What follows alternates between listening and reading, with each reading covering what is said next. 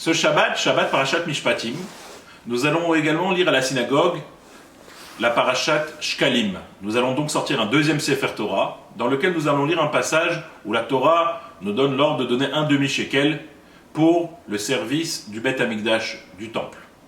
Et, événement rare, nous allons également sortir un troisième Sefer Torah, dans lequel nous allons lire la Parashat de Rosh Chodesh, car ce Shabbat sera aussi Rosh Chodesh. C'est un événement qui n'a pas lieu tout le temps, éventuellement 2 à 3 fois par an, pour les fêtes de Simchat Torah. Si Hanouka tombe aussi Shabbat et Rosh Chodesh, et donc cette année Shabbat, Shkalim, Mishpatim et Rosh Chodesh.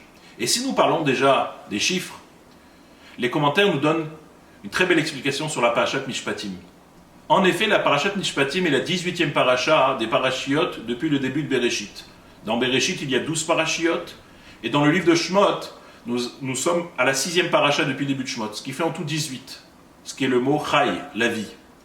Si Mishpatim est la 18e parasha, cela veut dire que la parasha Yitro de la semaine dernière, où nous avons reçu l'étape de la loi, la Seret Adibrot, les 10 paroles, était la 17e parasha.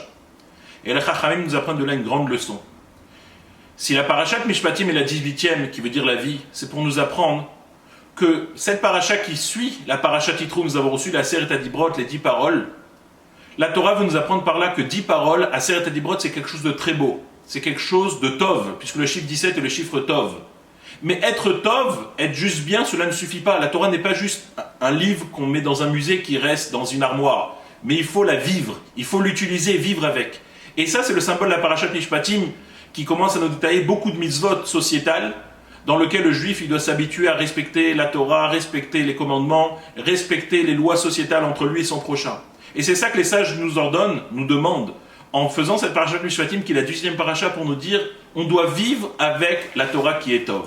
Vivons avec cette Torah qui est bien, ne la gardons pas comme dans une armoire dans un musée, mais il faut vraiment que cette Torah soit quelque chose de productif et qu'on l'utilise au quotidien. Shabbat Shalom.